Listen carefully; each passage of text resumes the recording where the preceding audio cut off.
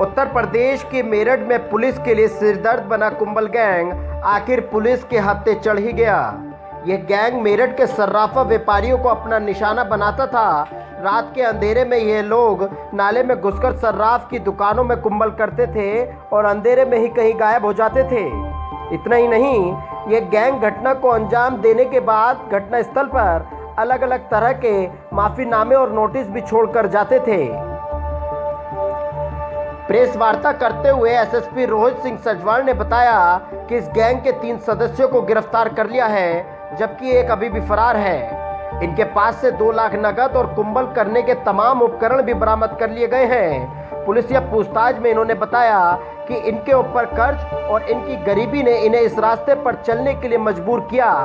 इसलिए यह लोग जहां भी घटना को अंजाम देते थे तो वहां माफीनामा छोड़कर जाते थे, ताकि पीड़ित व्यक्ति को दुख हो तो वो माफीनामा जरूर पढ़े। पुलिस की पूछताछ में इस गैंग ने बताया कि सोशल मीडिया पर देखकर उन्हें इस तरह कुंभल कर चोरी करने का आइडिया आया था, जिसके बाद अब एसएसपी रोहित सिंह सजवान ने कहा कि ऐसी सोशल साइट पर भी कार्रवाई की जाएगी जो इस तरह के आइडियाज लोगों को देते हैं। और कहां से इन्होंने सूरत बनाने का आइडिया, कैसे पुलिस पहुंची उन तक? पिछले 2-2.5 माह से जनपद के जो शहर के हमारे 2 थाना क्षेत्र हैं वहाँ पर नाले के पास सुरंग बनाकर और कुछ जो हमारे आभूषण बेचने वाले जो दुकानें हैं उनमें चोरी का प्रयास और एक दुकान में चोरी की गई थी और जिससे कि कुछ सामान भी वहाँ से गया था। इस पूरे प्रकरण में जो है 25 से अधिक पुलिसकर्मियों की जो टीमें हैं वो लगाई गई थी और इनके द्वारा जो सीसीटीवी देखे गए लगभग 100 से अधिक सीसीटीवी फुटेज का इसमें देखा गया। लगभग पूरे 1 हफ्ते तक लगातार ही दिन रात सीसीटीवी फुटेज देखे गए और उसके बाद सर्विलांस की मदद से और मैनुअली इसमें कार्य किया गया, जिसमें कि 3 अभियुक्तों को गिरफ्तार किया गया, जिसमें यामीन पुत्र दीवान खां जो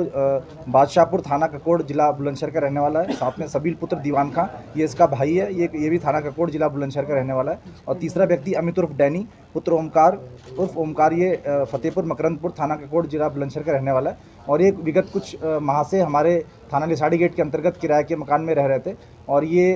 इनके द्वारा ये सारी घटनाएं ये इसमें की गई हैं। और जो बरामदगी है इसमें 3 सिल्ली सफ़ेद धातु जिसमें चांदी के आसपास 1 किलो 800 ग्राम 2 लाख रुपए नगद और इनके द्वारा जो उपकरण प्रयोग में लाए जा रहे थे जिसमें कि गैस कटर, ग्राइंडर, लोहे के सब्बल, हथौड़ा, जैक और खुरपी, डीवीआर जो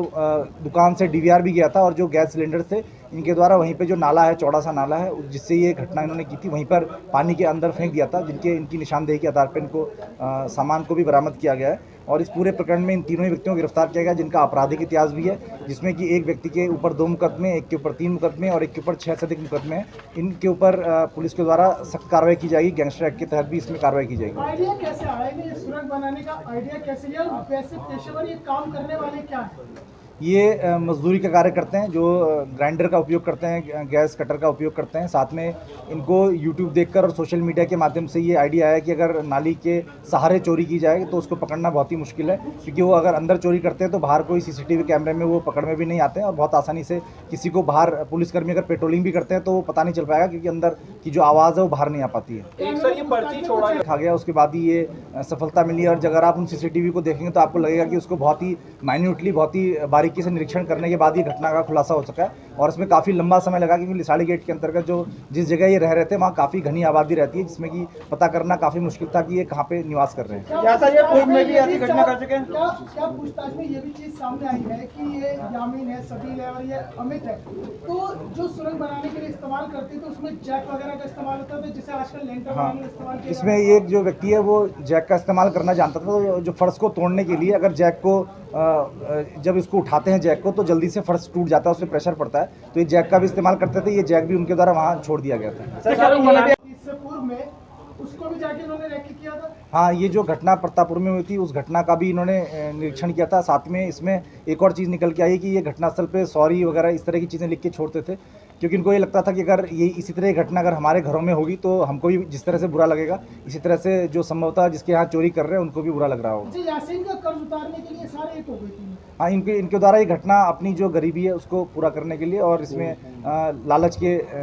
कारण ही की गई थी। तो इसका मास्टरमाइंड कौन रहा, मुख्य मास्टरमाइंड? सुरंग बनाने में कितना वक्त इन लोगों को लगा था, कितने दिन इन लोगों ने लगाए थे और इसे आप कितना बड़ा फ्लॉ मानते हैं? इसे आप कितना बड़ा फ्लॉ मानते हैं? 3 दिन तक अगर सुरंग बनाई जाती रही फावड़ा चलता रहा, नाले की खुदाई चलती रही, गैस कटा ग्राइंडर का इस्तेमाल होता रहा, लेकिन ये चोर गिरफ्त नहीं आती। ये घटना जो है, इन्होंने जो 2 घटनाएं इसमें जो नौचंदी थाना में हुई थी लगातार 1 महीने के अंतराल में, इसमें पहली घटना में इनके द्वारा 2 से 2.5 दिन का समय लिया गया था। ये रात्रि को, जैसे इनको पता, जैसे जो लास्ट घटना हुई थी थाना नौचंदी में, इसमें इनको पता था कि जो संडे को दुकानें बंद हो जाती हैं और सोमवार को साप्ताहिक बंदी होती है, तो इन्होंने ऑब्जर्व किया था और